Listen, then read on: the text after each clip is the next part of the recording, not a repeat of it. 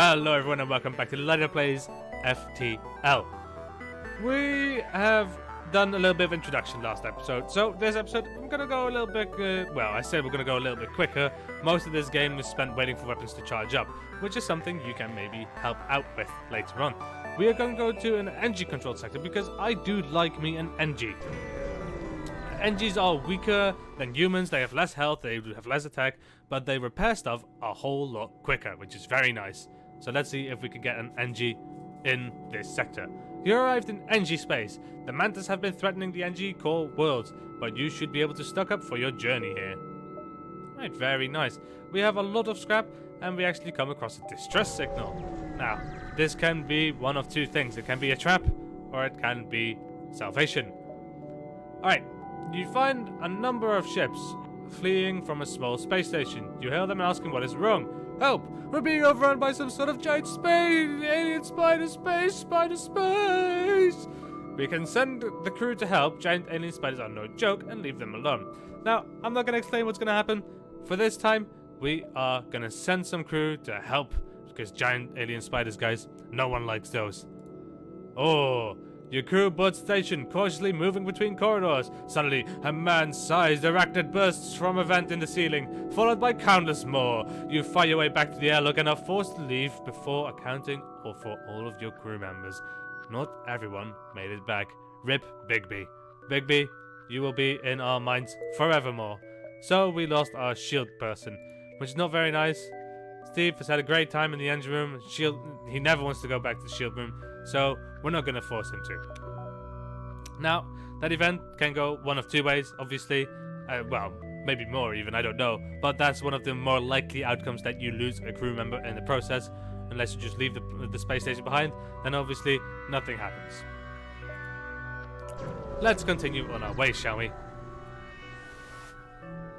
The NG are awaiting you at the beacon, with their weapons online. They explain a computer virus that is wanted for hostile acts against the NG. Multiple counts of binary scrambling, nanodissolution, and variable interference is aboard your vessel.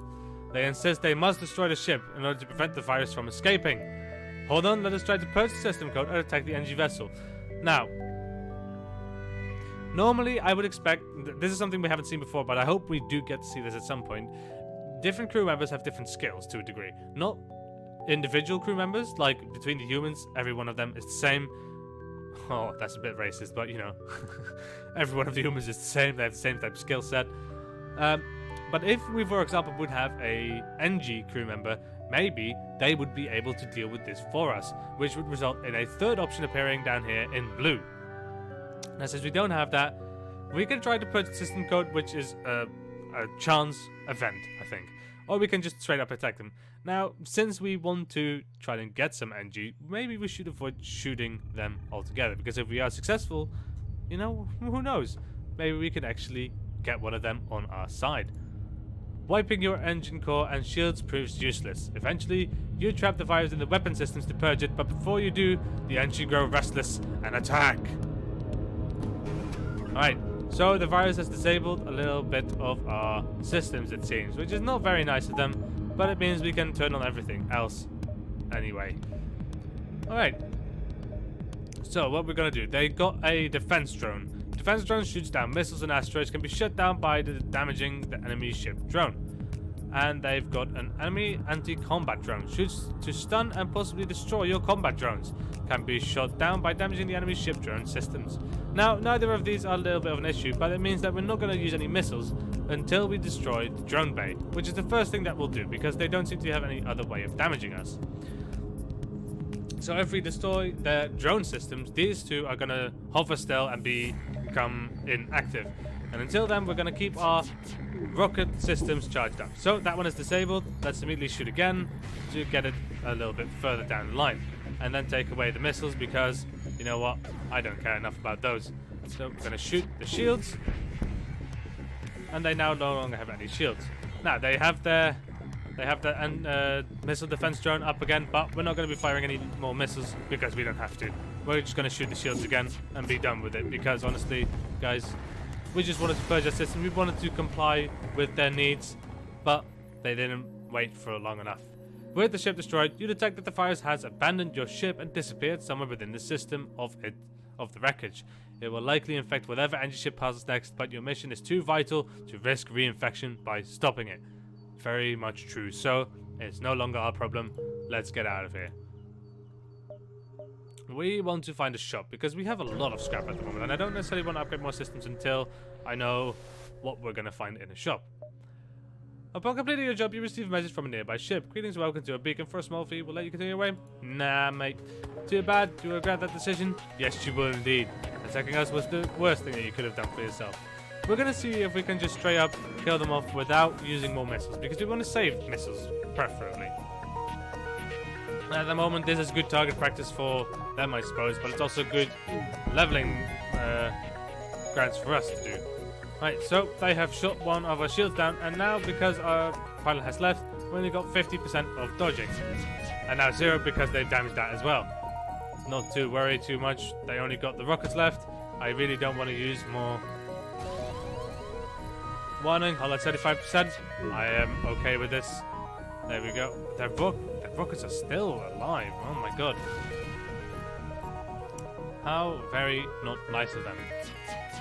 Bang, bang, bang. There we go. Pirates dissolved.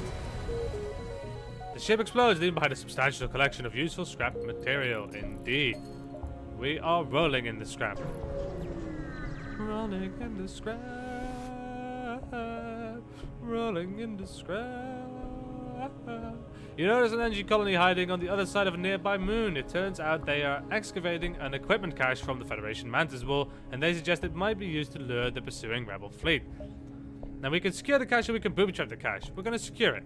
You have the engines complete their excavations and bring the supplies on board.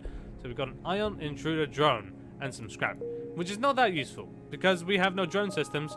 We are now going to have this in our cargo bay. Breaches through the enemy hull and randomly ionizes systems. And ionizing systems means that they get temporarily their power taken away, at least to a degree. So far, it hasn't really seemed like that is too useful. We're actually going to go ahead and get an extra power bar just so we can keep our engines powered better. Now there are 2 stores. Let's see what the first one has to offer. The NG can do remarkable things with just a pile of scrap. The NG Hive at this beacon are selling equipment for just that. Right, we can buy a repair arm, we can get long range scanner, we can get reverse ion fields or breach missiles as well. So, I like a couple of these things. It's important to know that there's 2 pages as well. I don't even see that. We are going to get Stephen Ekman, which is a Zoltan crew member. The Zoltans are allies of the NG. Their innate energy can power ship systems. Provides power to occupied system. Max health is reduced to 70 and 15 damage to enemy crew on death, which means it explodes on death. He has no discernible skills, but that doesn't matter too much for me. We're going to get the Stephen because, well, I'm going to rename him Stephen if possible, and we're going to get the mind control system. Now, at the moment, we don't really have enough energy for that, but we are going to take that for a while. Now, our Zoltan man is going to stand in our shield room, and he's going to be our new Big B. Actually, I'm going to see, can I rename you at all? I can. Ekman, you're just going to be called Stephen because that's all you are to me. You don't need a last name. Dave, you're going to go to the medbay for a little bit. And because of our Zoltan is now manning the shielding area, we now no longer have the energy from the ship reactor going into there, so we have an extra spare energy. Effectively, with a Zoltan crew member, you buy an extra energy and a guy that skills up. Right, go back to your location. And then we're gonna go, not to the other store, because I think that's a little bit useless. We want to do as little backtrack as possible, so we're gonna go over here, up here, up here, up here, until we actually have to go. But another shop is not necessary because we don't have that much scrap anymore. A cluster of energy satellites in orbit of a nearby planet are the only clue the mechanical species was ever here. You have other places to be. Indeed. So, for those who actually do know this game, this is the base game on Steam. And a refueling slip on the station speaker, we can purchase fuel here. Let's purchase a lot of fuel, because we have already gone through a lot of it. So, like I was saying, this game is the vanilla base game on Steam with no nothing special to it. This game actually does have a great modding scene, and one of the most prominent mods out there called Captain's Edition, I think, adds a whole bunch to this game in terms of crew loyalty, actual space station combat, a whole lot of events and other type things. It's amazing, guys. I do recommend it if you get into this game and you play it for a couple of playthroughs and you want something that's a little bit more detailed, a little bit more in-depth going, definitely check out Captain's Edition. This system appears to be quite peaceful. You're not sure how long it'll last between combined threats of rebels and the Mantis, though. I am noticing that as we go on, the screen is getting a little bit more flaky, but I'm sure it's no problem at all. You received a distress call from a nearby enemy ship. Assistance requested. Danger present. Imminent destruction. Respond to the call and move in to assist or keep your distance. We're gonna move in. Ooh. You receive another message from the ship, this time with the Mantis at the comm log. Foolish meatfags, he yells. Sensors indicate the ship is moving into attack and boarders teleport from the station. Ooh. It seems like this is a little bit of a dangerous situation, and we can see, as soon as we pause, there's two boys that are spawning in here. Now, we have nothing in ways of good combat against them, so we're gonna have to pile up against them fairly quickly. We're gonna move everyone into here. Actually, Zoltan, man, you're gonna stay out there for a while. Now you're gonna get in there, and everyone's gonna fight them quickly. Actually, one of them is gonna be ours.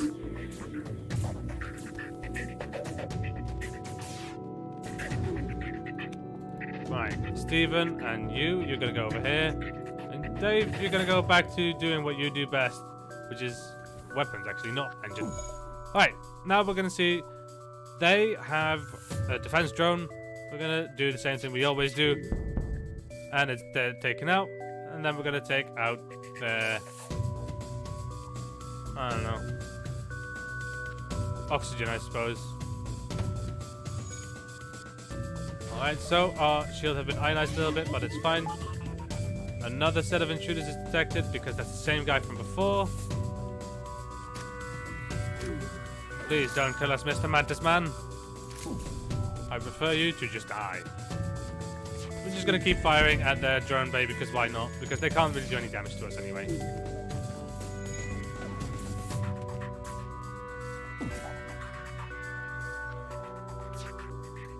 Also, they have an ion stunner, which means that whatever system they hit, in case now they hit shields, it also stuns the personnel in occupied room. Alright, so they did quite a bit of damage to our individual crew members because there were Mantis invaders, and Mantis invaders have as much health as humans do, but they have 150% attack damage as opposed to normal humans, which means that one-on-one, a Mantis would surely win. We are gonna go to our med bay and heal everyone up. And what I'm actually going to do is, because this seems like there's going to be a more prominent thing, we're going to upgrade our door system by one, upgrading them to blast doors. I can see they have all changed their colors a little bit, which means they take a little bit longer to break through these doors, which means we can more effectively do something like this if they would land in here. Right, everyone go back to your stations. And let's continue on our merry journey.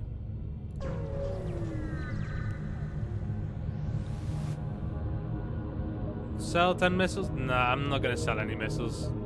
We need them too bad at the moment because we haven't got any good weapons yet. You've arrived at the long-range beacon. When the FTL drive is charged up, you can go to the next sector. You arrive near a damaged, dilapidated space station. It appears to be abandoned, but you detect faint life signatures on board. We can board the station and look for survivors to scrap some of the debris. I'm gonna board because I want to have more people, you know? Human corpses are scattered across the station. You find the source of the signal, a lone survivor that locked themselves in a storage closet. You quickly retreat with them in tow back to the ship and hope they can recover enough to be of some use. We have gained a Sophia. Now, Sophia, we don't have any other main systems that can actually use an operator to boost their effectiveness, but we do have subsystems to do so. And since we are wanting to take care of having borders be dealt with more effectively, we're gonna have her stand in the door systems room, upgrading the doors yet another tier towards, not this button, towards improved blast doors. And if we would upgrade it again, they would become super blast doors, which means the enemy would take quite a fair time to break through those. But guys, we have to leave because the rebels are ever closing in. But we didn't get an NG, so I do still want to go to an NG homeworld, even though we could go to a Mantis homeworld. I'm going to take the easy way out for now. You have arrived in NG space. The men have been threatening the NG core worlds, but you should be able to stock up for your journey. Indeed.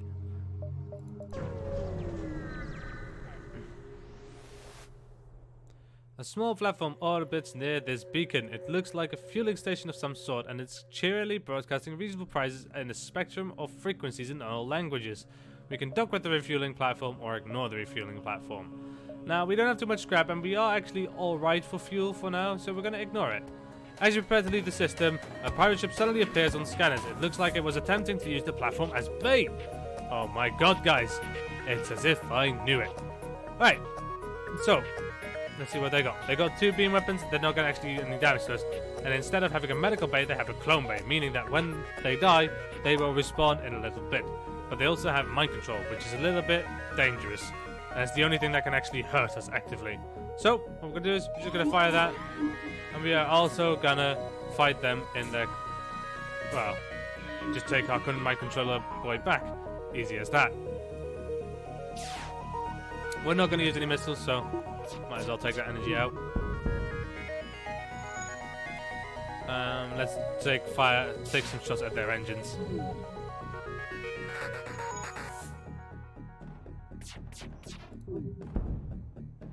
Right, engines are gone.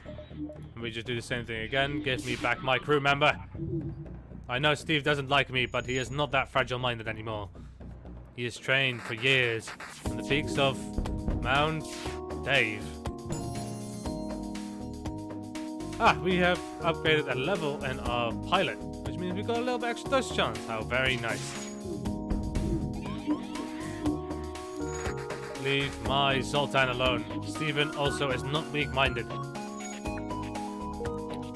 So in order to use the mind control later on more effectively, we're going to have to upgrade our sensor so we can see where their crew is in the ship. The enemy ship appears to be powering up FTLs. Try to escape. Oh, God heavens, no. Hopefully, we are going to shoot in time to disable everything. Now, they got their shields back. So that's a little bit unfortunate. But we hit them once. We're going to accept their offer anyway. And we're going to hope that this shot still hits them and kills them off. It does not. How very unfortunate, guys. It is, however, no problem. We're just going to go on our merry way, not risking any more damage. You arrive at the distress beacon near a small asteroid belt and find a ship with pirate markings partially crushed between 2 large rocks. It must have been illegally mining the belt without proper equipment. We could try to dislodge the ship by shooting at the rocks or destroy and loot the ship. They're just pirates anyway. Try to dislodge the ship by shooting at the rocks. You take a few careful shots, but you expose a mineral patch in the rocks that reacts violently with your weapon. A shockwave forces you back as the debris pelts against your hull. When you regain control, you find there is not much left of the ship at all. So we took a little bit of damage and we didn't get as much scrap as we might have liked to. We're gonna have to repair our med bay as well. Right, go back to your locations. And we're gonna go to the next beacon. There are a number of merchant ships passing through the area. Despite the threat of Mantis invasion, no doubt interested in buying the efficient technology of the NG. And another distress beacon. Let's go save those distresses. You arrive at a smoldering NG research station. Its distress call unanswered. Attacked by pirates or Mantis most likely. There may be someone left alive, or else something of value left on board. Let's board the station. You send away a team to investigate, but there's nothing to say from the acidic stench of burnt NG parts. This place is dead. And another distressful beacon. You find a number of ships fleeing from a small space station where you ask them what's wrong. More giant alien spiders. Guys, we're not taking any more chances. We just only got Sophia. We don't want to risk losing her. She can't risk fighting some unknown alien on every backwater station you come across. You dare to jump. We're gonna go here because we have seen this before, yeah. So then we would only get 2 new nodes to explore, whereas this would give us 3. You arrive near a small fleet of civilian energy ships. A simple decryption and translate of their comm frequency tells you that they are having a frantic discussion about something obviously troubling them. Slightly shocked at your question, the leader quickly responds, declined offer with apologetic gratitude. Topic of discussion, private matter, no concern of Federation. They must have been talking something about Rebel. A message arrives, your scrap, ours, our weapons for you. You're about to raise the shields when you realize it's just an energy trader looking to trade. So, we can get some interesting stuff. I don't like any of these, but there is a second page. We can get a charge laser Mark II. We can get an ion blast, an ion bomb. I do like the idea of ion blast, so we're going to take that. And with that, I'm going to put that on 1 and have our Artemis on the end. And we are fixing all. Well, no, we're not going to fix all. We're going to fix enough, and then we're going to get 1 extra energy. I don't know why I did that. Oh well. At least now we've got a little bit of power to spare. Maybe what we can do now is upgrade our mind control or upgrade our sensors a little bit later on. Another store, but we've got nothing to offer them because we have no more scrap at all. A Mantis vessel flashes past your view screen. Weapons and engines at full. A tiny blip on the sensor readout marks its quarry.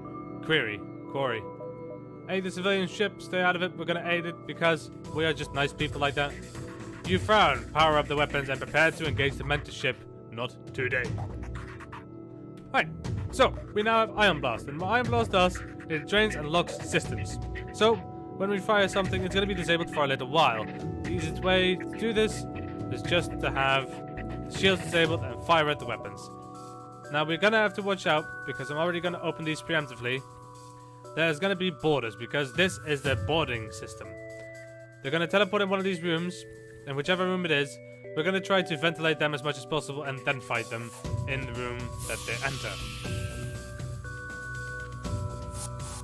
There we go. It's a lone mantis, Mathieu, and he is in an oxygen-deprived room, which makes it a lot easier for us. In the meantime, we're gonna send Sophia over to the shields because that's where it seems he's going.